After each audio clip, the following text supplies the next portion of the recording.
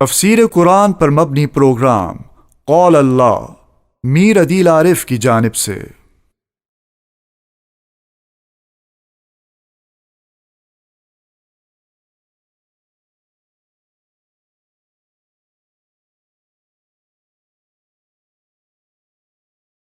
الحمد لله نحمده ونستعينه ونستغفره ونؤمن به ونتوكل عليه ونعوذ بالله من شرور أنفسنا ومن سيئات أعمالنا من يهده الله فلا مضل له ومن يضلله فلا هادي له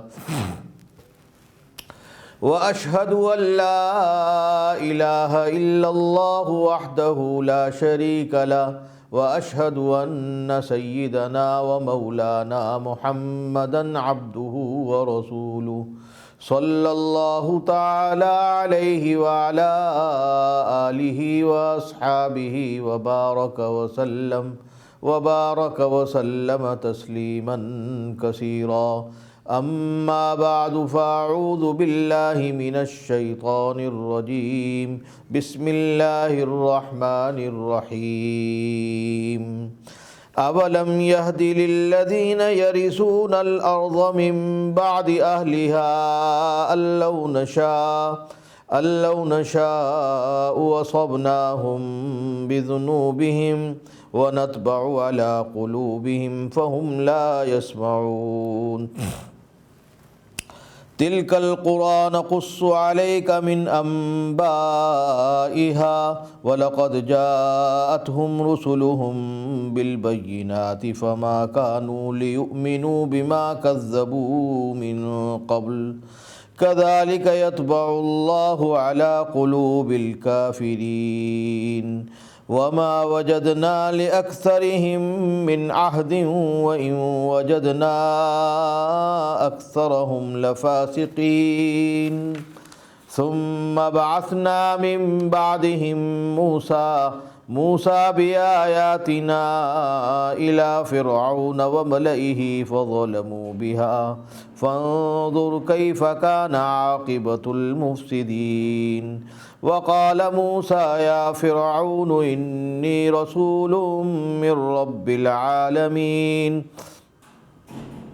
حقيق على ألا أقول على الله إلا الحق قد جئتكم ببينة من ربكم فارسل معي بني إسرائيل قال إن كنت جئت بآية فأت بها إن كنت من الصادقين فألقى عصاه فإذا هي ثعبان مبين ونزع يده فإذا هي بيضاء للناظرين صدق الله مولانا العظيم۔ بزرگان محترم اور میرے عزیز دوستو بزرگوں، یہ سورہ اعراف کا 12واں رکوع ہے۔ اس سے پہلے 11 رکوع آپ کے سامنے بیان کر دیے گئے ہیں۔ سورہ اعراف کے اندر جیسا کہ میں شروع سے آپ سے کہتا رہا ہوں، انبیاء علیہم السلام کے قصص کو بیان کیا گیا ہے، اور انبیاء علیہ السلام کے قصص کو بیان کرنے کا مقصد یہ ہے امت محمدیہ صلی اللہ علیہ وسلم کو یہ بتایا جا سکے کہ جیسے ان لوگوں کا حال ہوا اللہ تعالیٰ کی بات نہ ماننے کی وجہ سے اور اللہ کی نافرمانی کرنے کی وجہ سے اور اپنے انبیاء علیہم السلام کو جھٹلانے کی وجہ سے، ایسے ہی امت محمدیہ تمہارا حال بھی ہو سکتا ہے۔ تو تم کو چاہیے کہ نبی پاک صلی اللہ علیہ وسلم نے جو باتیں تمہیں بتلائی ہیں ان پر عمل کرو، اور قرآن کریم جو تم کو کہہ رہا ہے، تم کو ہدایت دے رہا ہے، اس ہدایت پر عمل کرو۔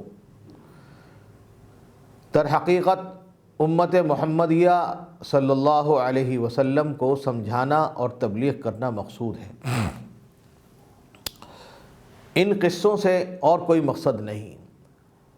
انبیاء علیہم السلام تشریف لائے اور در حقیقت سارے کے سارے انبیاء علیہم السلام کا ایک ہی پیغام تھا اور ایک ہی ان کا طریقہ تھا، اور وہ یہ تھا کہ اے لوگوں، توحید کے اوپر آؤ، توحید کے اوپر عمل کرو، اللہ تعالیٰ کو ایک مانو اور اللہ تبارک و تعالیٰ ہی کی عبادت کرو، اور جو کچھ مانگنا ہے اسی سے مانگو اور اسی کو اپنے لیے سب کچھ سمجھو۔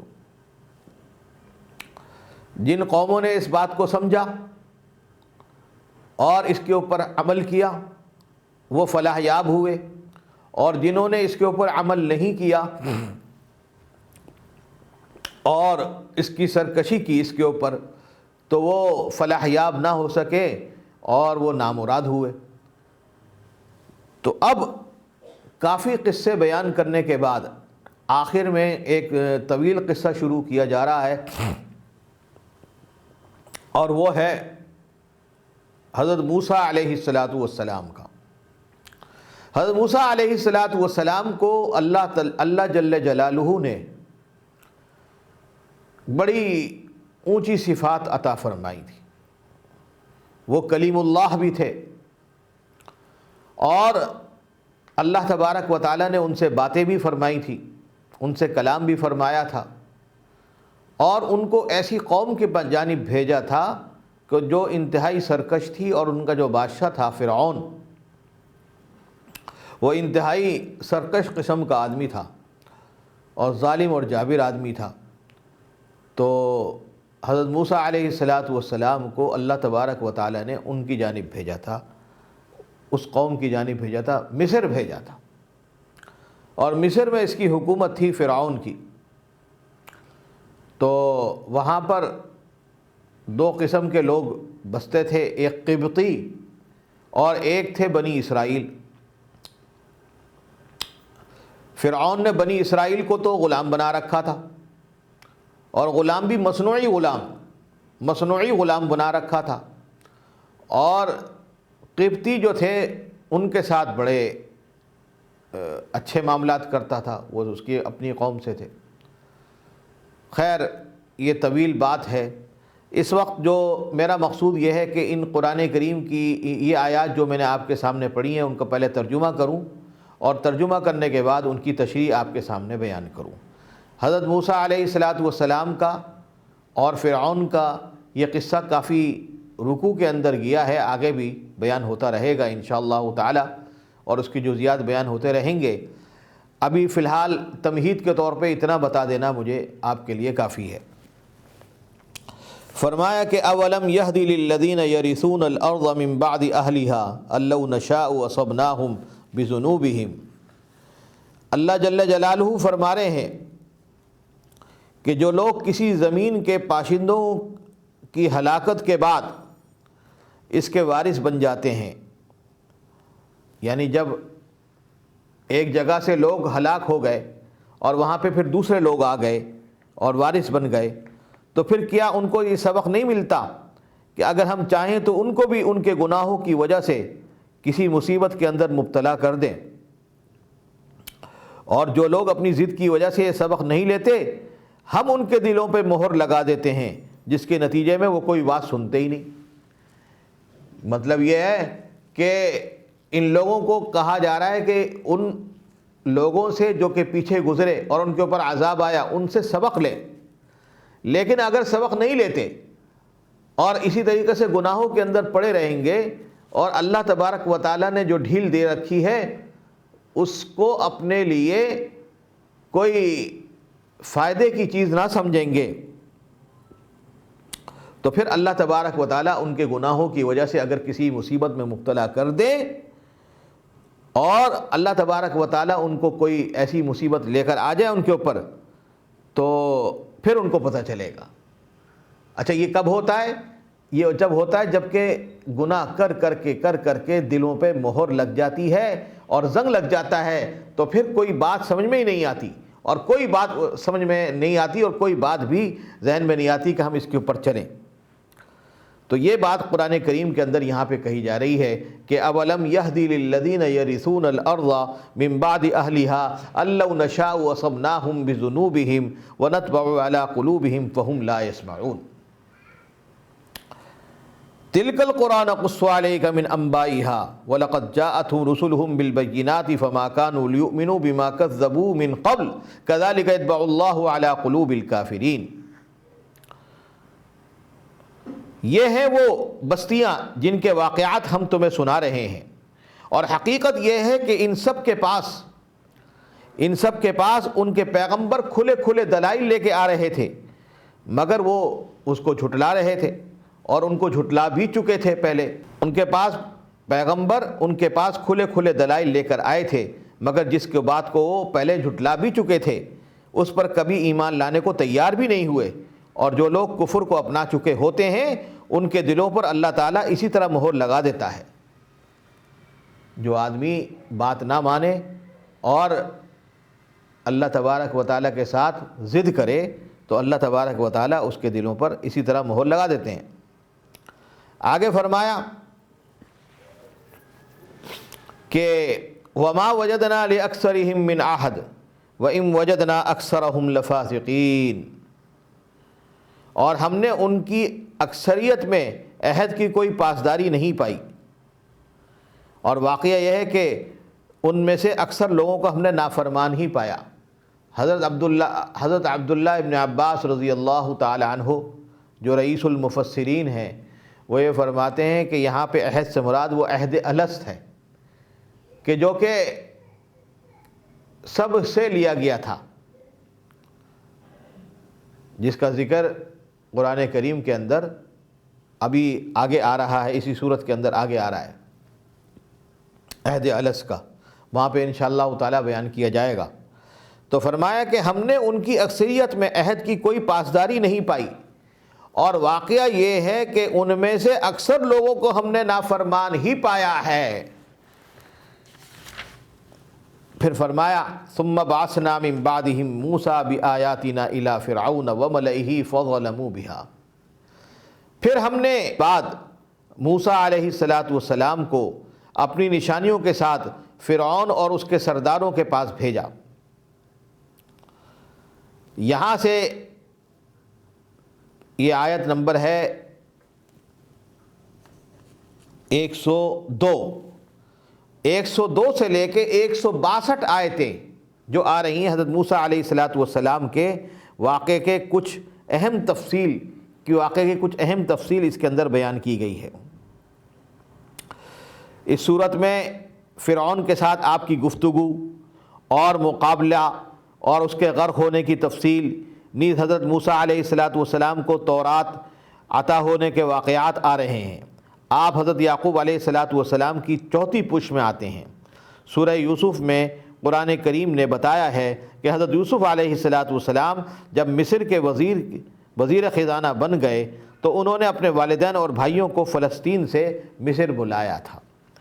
اسرائیلی روایات سے یہ معلوم ہوتا ہے کہ حضرت یعقوب علیہ السلام کی ساری اولاد جو بنو اسرائیل کہلاتی ہے پھر وہیں آباد ہو گئی تھی، اور مصر کے بادشاہ نے ان کو شہری آبادی سے الگ ایک علاقہ دے دیا تھا۔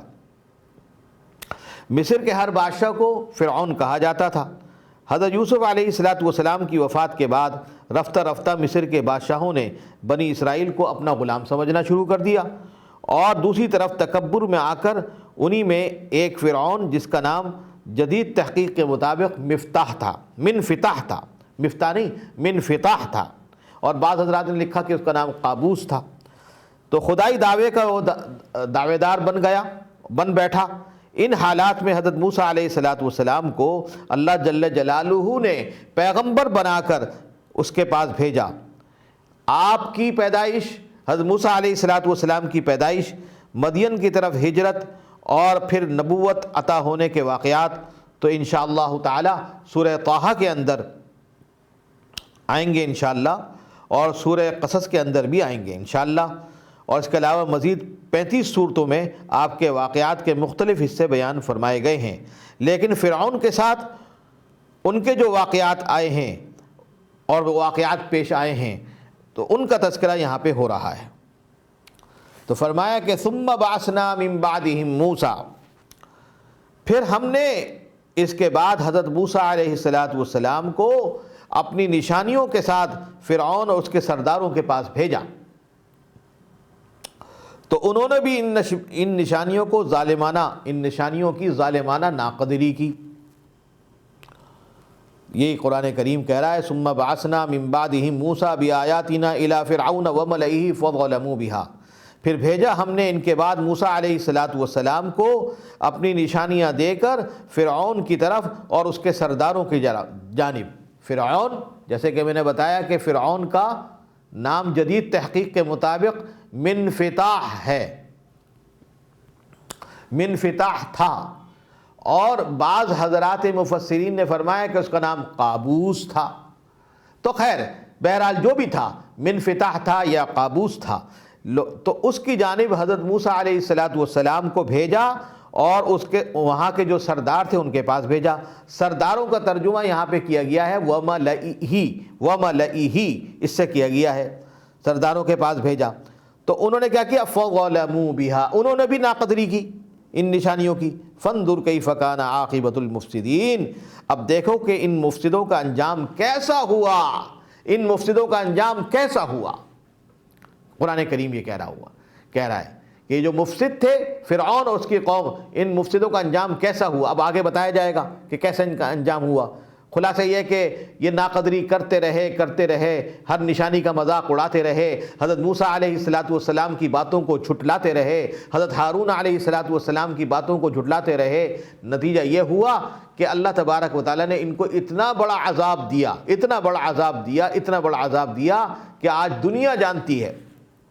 اور وہ کیا کہ ایک سمندر کے اندر حضرت موسیٰ علیہ السلام اور حضرت بنی اسرائیل تو نکل جا رہے ہیں بچ کے، اور وہی سمندر کے اندر فرعون اور اس کی قوم غرق ہو رہی ہے اور تباہ و برباد ہو رہی ہے۔ یہ ہے اللہ تبارک و تعالیٰ کا قانون، یہ ہے اللہ تبارک و تعالیٰ کا ضابطہ کہ وہی سمندر ہے، وہی پانی ہے، وہی راستہ ہے، لیکن اس راستے کے اندر، اس سمندر کے اندر، اس پانی کے اندر حضرت موسیٰ علیہ السلام اور ان کی قوم اور ان کے ساتھ جتنے بھی لوگ تھے سب بچ کے نکل جاتے ہیں، کسی کو پانی نہیں چھوتا ہے۔ لیکن فرعون آتا ہے اور فرعون کی قوم آتی ہے، ساری کی ساری ڈوب جاتی ہے۔ تو فرمایا کہ پھر ہم نے ان سب کے بعد موسیٰ علیہ السلام کو اپنی نشانیوں کے ساتھ فرعون اور اس کے سرداروں کے پاس بھیجا، تو انہوں نے بھی ان نشانیوں کی ظالمانہ ناقدری کی۔ ظالمانہ، قرآن کریم کیا کہہ رہا ہے؟ فَظَلَمُوا بِهَا، یہ لفظ ارشاد فرما رہا ہے قرآن کریم کہ انہوں نے ظالمانہ ناقدری کی۔ بھئی ایک آدمی ہے ناقدری کہتا ہے کہ ہاں بھائی نہیں مانتا، جاؤ چلے جاؤ اپنا کام کرو، نہیں، نہ مانا یہ الگ بات، ساتھ میں یہ کہ ناقدری بھی کی اور ان کو نقصان بھی پہنچایا حضرت موسیٰ علیہ السلام کو، ان کے قوم کو۔ تو قرآن کریم یہ کہہ رہا ہے فَظَلَمُوا بِهَا فَانظُرْ كَيْفَ كَانَ عَاقِبَةُ الْمُفْسِدِينَ، پھر دیکھو ان مفسدوں کا انجام کیا ہوا۔ ظاہر ہے کہ اللہ تبارک و تعالی نبی بھیج رہے ہیں، علماء بھیج رہے ہیں، اور ان علماء کی، انبیاء کی ناقدری کوئی کر رہا ہے، تو پھر ظاہر ہے کہ اللہ تبارک و تعالیٰ اس سے بدلے لیتے ہیں، اس سے انتقام لیتے ہیں۔ تو پھر فرمایا وَقَالَ مُوسَىٰ يَا فِرْعَوْنُ إِنِّي رَسُولٌ مِّن رَّبِّ الْعَالَمِينَ، اور حضرت موسیٰ علیہ السلام نے فرمایا کہ اے فرعون سن لو، اے فرعون سن لو، کیا سنو؟ انی رسول من رب العالمین، میں تو رسول ہوں، پیغمبر ہوں رب العالمین کی جانب سے، جو پروردگار عالم ہے تمام جہانوں کا۔ حقیق علی الا اقول علی اللہ الا الحق، میرا فرض ہے کہ میں اللہ کی طرف منسوب کر کے حق کے سوا اور کوئی بات نہ کہوں۔ یہ معنی ہے حقیق علی الا اقول علی اللہ الا الحق، یعنی میں بیان کروں اللہ تعالیٰ کے نام لے کے کہ اللہ یہ کہہ رہا ہے، قرآن یہ کہہ رہا ہے، توریت یہ کہہ رہی ہے، اللہ کی کتاب یہ کہہ رہی ہے، اور حقیقت میں اللہ نہ فرمایا ہو، ایسا نہیں ہو سکتا، ایسا نہیں ہو سکتا۔ میں تو وہ بات کروں گا جو اللہ تبارک و تعالیٰ مجھ سے کہیں گے، اور جب میں اللہ کی طرف منسوب کر کے کہوں گا تو میرا فرض یہ بنتا ہے کہ میں حق بات ہی کہوں۔ بعض لوگ ہوتے ہیں کہ کہتے ہیں کہ یہ تو قرآن میں آیا، حق سمجھا نہیں قرآن کریم کو، یہ کہہ دیتے ہیں یہ تو نبی اکرم صلی اللہ علیہ وسلم نے فرمایا، حالانکہ سمجھا نہیں کہ نبی اکرم صلی اللہ علیہ وسلم نے کیا فرمایا، بے سمجھے کہہ دیا، بے نادانستہ طور پہ کہہ دیا۔ ارے بھائی، یہ جو تم کہہ رہے ہو یہ نہیں سمجھ رہے کہ اس کا تمہیں عذاب ہوگا؟ تم نبی کے اوپر جھوٹا الزام لگا رہے، تم اللہ کی کتاب کے اوپر جھوٹا الزام لگا رہے، اللہ کی کتاب کے اندر غلط باتیں کہہ رہے۔ ایسا کبھی نہیں کرو۔ بات وہ کرو کہ جو حق ہو، اور اللہ تبارک و تعالیٰ کا جب نام لے کے کہہ رہے ہو تو اس کی طرف کوئی ایسی بات منسوب نہ کرو جو اللہ تعالیٰ نے نہیں کہی۔ تو یہ مطلب ہے حقیق علی اللہ اقول علی اللہ الا الحق قد جئتکم ببینۃ من ربکم فارسل معی بنی اسرائیل، میں تمہارے پاس تمہارے پروردگار کی جانب سے ایک کھلی دلیل لے کر آیا ہوں۔ فارسل معی بنی اسرائیل، بس میرے ساتھ بنی اسرائیل کو میرے ساتھ بھیج دو۔ جیسے کہ میں نے ابھی آپ کو بتایا کہ حضرت یوسف علیہ السلام کے بعد ان لوگوں نے بنی اسرائیلیوں کے ساتھ ظلم شروع کر دیا تھا، اور ان کو تعصبانہ طور پہ غلام بنا لیا تھا، مصنوعی غلام بنا لیا تھا، اور ان کے اوپر طرح طرح کے ظلم کرتے تھے۔ اللہ تبارک و تعالی نے کبھی بھی کسی انسان کے اوپر بلا وجہ جو ظلم ہو رہا ہو اس کو برداشت نہیں کیا، چاہے وہ کہیں بھی بستا ہو، چاہے وہ کہیں بھی رہتا ہو، اللہ تبارک و تعالیٰ اس کو برداشت نہیں کرتے۔ اللہ تبارک و تعالیٰ نے حضرت موسیٰ علیہ السلام کو بھیجا فرعون کے پاس کہ تم بنی اسرائیل کو چھڑواؤ، تو حضرت موسیٰ علیہ السلام نے جاتے یہی کہا کہ بنی اسرائیل کو میرے ساتھ بھیج دو۔ اچھا، فرعون نے کیا کہا؟ فرعون کیا کہہ رہا ہے؟ فرمایا کہ قال ان کنت جئت بآیۃ فأت بها ان کنت من الصادقین، اس نے کہا اگر آپ کے پاس کوئی نشانی ہے، اگر تم نشانی لے کر آئے ہو تو اسے پیش کرو، اگر آپ ایک سچے آدمی ہو۔ تو فرعون نے حضرت موسیٰ علیہ السلام سے یہ کہا، فألقى عصاه فإذا هي ثعبان مبین، اس پر حضرت موسیٰ علیہ السلام نے اپنی عصا پھینک دی، ڈال دی۔ القا کے معنی، آپ عربی زبان کا لفظ ہے القا، آپ اس کے معنی ڈالنے سے بھی کر سکتے ہیں اور پھینکنے سے بھی کر سکتے ہیں۔ اس پر حضرت موسیٰ علیہ السلام نے اپنی لاٹھی پھینک دی تو اچانک وہ ایک صاف اژدہا بن گئی۔ روایت میں آتا ہے کہ اتنا بڑا اژدہا بن گئی کہ خود فرعون، جس کا نام میں نے بتایا کہ تحقیق کے مطابق منفتح تھا، وہ بھی ڈر کے مارے اپنے تخت سے کودا، اور کودنے کے بعد حضرت موسیٰ علیہ السلام کی پشت پہ آ کے کھڑا ہو گیا، پناہ لے لی اس نے۔ کیا دعوے کر رہا تھا، اور قوم کو غلام بنا رہا تھا، اور لوگوں پہ ظلم کر رہا تھا، اور پتہ نہیں کیا کرتا تھا۔ اور یہاں جب اژدہا حضرت موسیٰ علیہ السلام نے جو اپنی لاٹھی پھینکی تو اژدہا بن گئی تو اس سے ڈر گیا۔ اچھا، روایت میں آتا ہے کہ فرعون کا تو یہ حال ہوا کہ فرعون ڈر کے مارے حضرت موسیٰ علیہ السلام کے پیچھے آ کے کھڑا ہو گیا اور پناہ میں آ گیا، ان کی پناہ لینے لگا۔ اور ادھر اور دوسرے جو درباری تھے وہ خوف کے مارے مر گئے۔ روایات میں لکھا ہے کہ ہزاروں مر گئے، ہزاروں لوگ مر گئے، اندازہ کریں آپ۔ تو فرمایا کہ حضرت موسیٰ علیہ السلام نے اپنی لاٹھی پھینکی تو اچانک وہ ایک صاف اژدہا بن گئی۔ دیکھیے، ایک تو ہوتا ہے سانپ اور ایک ہوتا ہے اژدہا۔ اژدہا بڑا ہوتا ہے، سانپ چھوٹا ہوتا ہے۔ تو اژدہا بن گئی، اژدہا یعنی اس کا منہ بھی بڑا ہوتا ہے، اس کا جسم بھی بڑا ہوتا ہے، تو وہ بن گیا۔ اچھا، پھر کیا کہا قرآن کریم؟ کیا کہہ رہا ہے؟ وَنَزَعَ يَدَهُ فَإِذَا هِيَ بَيْضَاءُ لِلنَّاظِرِينَ، اور اپنا ہاتھ گریبان سے کھینچا تو وہ سارے دیکھنے والوں کے سامنے یکایک چمکنے لگا۔ یہ دو معجزے تھے جو اللہ تبارک و تعالیٰ نے حضرت موسیٰ علیہ السلام کو عطا فرمائے۔ کہتے ہیں، کہا جاتا ہے کہ اس زمانے میں جادو بہت چلتا تھا، جادو کا زور تھا اور بڑا چرچا تھا، تو اللہ تعالیٰ نے آپ کو ایسے معجزات عطا فرمائے کہ جو جادوگروں کو بھی عاجز کر دیں، اور آپ کی نبوت ہر کس و ناقص پر واضح ہو جائے۔ پہلی بات تو یہ سمجھیے کہ حضرت موسیٰ علیہ السلام کو جو اللہ تبارک و تعالیٰ نے یہ عطا فرمایا، یہ تو ایک معجزہ تھا، اور وہ جو جادوگر تھے اس کے پاس، فرعون کے پاس، وہ اپنی جادوگری سے کرتے تھے۔ معجزے میں اور سحر کے اندر اور جادوگری کے اندر بڑا فرق ہوتا ہے۔ معجزہ جو ہوتا ہے وہ تو من جانب اللہ ہوتا ہے، اور اس کے پیچھے کوئی طبعی طور پر کوئی مادہ نہیں ہوتا کہ جس سے کوئی کیا جائے، انسان کا اپنی جانب سے کوئی کرے، وہ تو اللہ تعالیٰ کی طرف سے ہوتا ہے۔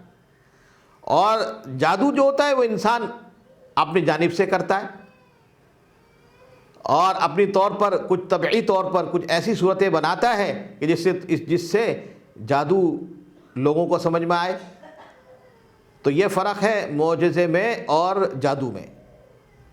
تو معجزہ اور چیز ہے۔ حضرت موسیٰ علیہ السلام کو اللہ تعالیٰ نے معجزہ عطا فرمایا تھا، کہ ایک تو یہ معجزہ عطا فرمایا کہ وہ جو لاٹھی جو ہے وہ سانپ اژدہا بن گئی، اور دوسرا کام یہ کیا کہ آپ نے اپنا ہاتھ بغل سے نکالا تو وہ ایک دم چمکتا ہوا روشنی والا، سفید روشنی والا نشان بن گیا، اور سفید روشنی ہو گئی۔ روایت میں آتا ہے کہ روشنی بھی ایسی کہ جو کہ باقاعدہ لوگوں کو دیکھنے کے اوپر لوگوں کو لگا دے، لوگ دیکھیں۔ آپ نے دیکھا ہوگا کہ بعض اوقات آدمی گھر کے اندر سفید لائٹ لگاتا ہے، سفید لائٹ ٹیوب لائٹ کی بھی ہوتی ہے اور بلب کی بھی ہوتی ہے، تو اس کی طرف لوگ دیکھتے نہیں، بس وہ روشنی ہے، روشنی سے کام چلا رہے، لیکن باقاعدہ اس روشنی کو نہیں دیکھتے کہ یہ روشنی کہاں سے آ رہی ہے، یہ روشنی کیوں آ رہی ہے، کیسی ہے، کون سا بلب لگا ہے، کون سی ٹیوب لائٹ لگی ہے۔ لیکن حضرت موسیٰ علیہ السلام نے جو اپنا ہاتھ نکالا اپنے بغل سے، تو وہ ہاتھ میں جو روشنی ہوئی تھی ان کی، وہ روشنی ایسی تھی دوسرے لوگوں کو، دیکھنے والوں کو انہوں نے متحیر کر دیا تھا، اور دیکھنے پر مجبور کر دیا تھا۔ جیسے آپ نے دیکھا ہوگا کہ بعض اوقات کوئی مشہور دن ہو، جیسے اب مثال کے طور پہ آج 20 دسمبر ہے، اب 10 دن کے بعد جو ہے 11 دن کے بعد سال ختم ہو جائے گا، تو سال ختم ہونے پر عام طور پہ لوگ جو ہیں بڑے بڑے روشنیاں لگاتے ہیں۔ کچھ روشنیاں ایسی ہوتی ہیں جو لوگ اس کو دور سے دیکھنے کے لیے آتے ہیں، دور سے دیکھنے کے لیے آتے ہیں، اور ان روشنی کو دیکھ کر وہ خوش ہوتے ہیں، اس کے لیے اپنا پیسہ خرچ کرتے ہیں، سفر کرتے ہیں، دیکھنے کے لیے آتے ہیں۔ تو ایسے ہی روشنی حضرت موسیٰ علیہ السلام کو اللہ تبارک و تعالی نے معجزتاً عطا فرمائی تھی۔ تو یہ دو معجزے ہیں جو حضرت موسیٰ علیہ السلام کو اللہ تعالیٰ نے عطا فرمائے۔ اچھا، یہاں پہ ایک بات میں اور بھی بتا دوں آپ حضرات کو، ذرا آپ لوگوں کو اس سے فائدہ ہوگا۔ جیسے میں نے ابھی بتایا کہ معجزے میں اور جادو میں فرق ہے، معجزہ اور چیز ہوتی ہے اور جادو اور کوئی اور چیز ہوتا ہے۔ اچھا، اسی طریقے سے یہ بات بھی سمجھ لیجئے کہ بعض لوگ یہ سمجھتے ہیں کہ جادو جو ہے نا کوئی کرتا ہے، جب ہوتا ہے جادو، جب تک کوئی کرے نہیں، عمل نہ کرے، عمل نہ کرے، جادوگر نہ کرے، تو اس وقت تک جادو نہیں ہوتا۔ اور اگر کوئی ایسا آدمی ہے کہ جس کے اوپر جادو ہو گیا ہے، تو نتیجتاً کسی آدمی نے کیا ہے، اب لہذا لوگ عاملوں کے پاس جاتے ہیں، اور عاملوں کے پاس جا کے بڑے پیسے خرچ کرتے ہیں، روپیہ خرچ کرتے ہیں، کہتے ہیں بھائی ہمارا جادو اتارو، ہمارے مریض کے اوپر جو جادو ہو گیا اس کو اتارو۔ اب وہ تو اس کو لائن مل جاتی ہے عامل کو، وہ خوب پیسے کماتا ہے اس کے اوپر، اور جادو اتارنے میں لگتا ہے کہ جادو اتار رہا ہے۔ لیکن بھائی بعض معاملات ایسے ہیں کہ انسان جادو کے اندر خود بخود مبتلا ہو جاتا ہے اپنے اعمال کی نحوست کی وجہ سے۔ وہ اعمال یہ ہیں، مثلا رزق کی بے حرمتی، کھانا ہے بچ گیا، اور بچنے کے بعد اس کو ڈال دیا نالی کے اندر، سالن بھی ڈال دیا، روٹی بھی ڈال دی، چاول بھی ڈال دیے، اور بھی بہت ساری غذائیں ڈال دیا، وہ نالی میں بہہ رہا ہے۔ جب نالی کے اندر غذا بہے گی تو جادو تو ہوگا، لوگوں پہ اثرات پڑیں گے، اور وہ جو اثرات ہوں گے ایسے اللہ تبارک و تعالیٰ کا غصہ ہوگا ان کے اوپر، اس غصے کی وجہ سے ان کے اوپر جو اثرات ہوں گے وہ بھی جادو کے اثرات ہوں گے۔ اب وہ عامل اس کا علاج کیا کرے گا؟ عامل اس کے علاج کہاں سے کر سکتا ہے؟ اس کا تو علاج یہی ہے کہ اس گناہ کو چھوڑے، رزق کی بے حرمتی نہ کرے۔ جو اللہ تبارک و تعالیٰ نے رزق دیا ہے اس کو یا تو کھائیں یا پھر صدقہ کریں، اور اگر صدقہ نہیں کر سکتے، خراب ہو جاتا ہے اور سوکھ جاتا ہے یا خراب ہو جاتا ہے، تو پھر اس کو جانوروں کو کھلائیں اور جو ہے پرندوں کو کھلائیں، اس کو نالیوں میں نہ بہائیں، نالیوں میں نہیں بہایا جاتا اور گندی نالیوں میں نہیں بہا جاتا، اس کو کہ رزق کو ضائع کرے۔ ہمارے ایک بزرگ تھے حضرت مولانا میاں اصغر حسین صاحب رحمۃ اللہ علیہ، تو ایک مرتبہ کئی بزرگ کھانا کھا رہے تھے ان کے ساتھ، کھانا کھانے کے بعد لوگوں نے کہا کہ اچھا بھائی دسترخوان اٹھاتے ہیں۔ اب دسترخوان اٹھانے شروع کیا تو حضرت مولانا اصغر حسین صاحب کہنے لگے ارے بھائی تم لوگوں کو دسترخوان اٹھانا آتے ہی نہیں، چھوڑو، دسترخوان اس طرح نہیں اٹھتا۔ اچھا ہم لوگ یہ سمجھتے ہیں دسترخوان اٹھانے کا مطلب یہ ہے کہ وہ جتنا بھی بوٹیاں ہیں اور جو کھا کے لوگوں نے پھینکی ہیں اور جو اس کے اندر چاول پڑا ہوا ہے، روٹی پڑی ہے، وہ اٹھا کے لپیٹو دسترخوان میں اور دسترخوان سمیت اس میں ڈسٹ بن میں ڈال دو۔ صبح کو جمعدار آئے گا لے جائے گا، وہ کچھ بھی کرے گا، اس کا پتہ بھی نہیں ہوتا۔ ہم اس کو کچھ نہیں سمجھتے، ہم یہ سمجھتے ہیں ہم نے بہت اچھا کام کیا، بہت اچھا کام کیا۔ لیکن حضرت مولانا اصغر حسین صاحب رحمۃ اللہ علیہ نے یہ کام نہیں کیا۔ وہ فرمایا اس طرح تھوڑی اٹھتا ہے دسترخوان۔ انہوں نے روٹی کے ٹکڑے علیحدہ کیے، چاول کے ٹکڑے علیحدہ کیے، بوٹی کے ٹکڑے علیحدہ کیے، ہڈیوں کے ٹکڑے علیحدہ کیے۔ ہڈیوں کو ڈالا کتوں کے لیے، کتوں کو، جہاں کتے آتے ہیں ان کو پتہ تھا کہ یہاں پہ یہ ہڈیاں پڑی ہوتی ہیں۔ گوشت ڈالا بلیوں کو، اور جو ذرات تھے روٹی کے چاول کے وہ الگ ڈالے، وہ پرندوں کے لیے۔ آپ کو پتہ ہے کہ کوئی کھائے گا نہیں، لہذا ان کو یہ کہا۔ اب یہ جو رزق ہے اس کی بربادی نہیں کی انہوں نے۔ جب بربادی نہیں کی تو رزق بڑھے گا بھی اور برکت بھی ہوگی، اور اگر اس کی بے حرمتی کی جائے گی، نالیوں میں بہا دیا جائے گا، تو جادو تو خود بخود ہو جائے گا۔ پھر کوئی جادو کرے گا ورے گا نہیں، جادو اپنے اعمال سے ہو جائے گا۔ اللہ تعالی ہم سب کو یہ بات سمجھنے کی توفیق دے۔ ہمارے بزرگوں نے بتایا کہ عام طور پہ لوگ اس کی طرف توجہ نہیں دیتے، اس طرف بھی توجہ دینے چاہیے۔ تو گویا کہنے کا مقصد یہ ہے کہ حضرت موسیٰ علیہ السلام کو اللہ تبارک و تعالیٰ نے 2 معجزے دیے تھے۔ وہ 2 معجزے جو دیے تھے وہ اس لیے دیے تھے کہ حضرت موسیٰ علیہ السلام جس قوم کے پاس گئے تھے اس قوم کے لوگ جادوگری میں بہت ان کا چرچا تھا اور جادوگر بہت تھے اس میں۔ تو آپ کو اللہ تعالیٰ نے ایسے معجزات عطا فرمائے جو جادو کے ذریعے، جو جادوگروں کے ذریعے دور ہو جائیں۔ چنانچہ جب حضرت موسیٰ علیہ السلام نے اپنے معجزے عطا فرمائے، اللہ تعالیٰ نے ان کو دیے جو انہوں نے ڈالے اور وہ کیے، تو سب سے پہلے جو ایمان لے کر آئے ہیں وہ جادوگری تو تھے۔ انہوں نے کہا کہ یہ کوئی جادوگری نہیں ہے، یہ تو کوئی بہت بڑا جادوگر ہے، یہ ہم کوئی ایسا جادو کر ہی نہیں سکتے، یہ تو کوئی بہت بڑا جادوگر ہے۔ اگلے رکوع کے اندر آ رہا ہے یہ، انشاءاللہ تعالیٰ وہاں پہ بتایا جائے گا آپ کو۔ تو میرے محترم دوستو بزرگوں، یہ ہے فرق معجزے میں اور جادو میں۔ اللہ تعالی ہم سب کو اس کے اوپر صحیح طور پر عمل کرنے کی توفیق کامل عطا فرمائے اور بری باتوں سے اللہ تعالی ہم سب کو محفوظ فرمائے۔ وآخر دعوانا الحمدللہ رب العالمین۔ تفسیر قرآن پر مبنی پروگرام قول اللہ میر عدیل عارف کی جانب سے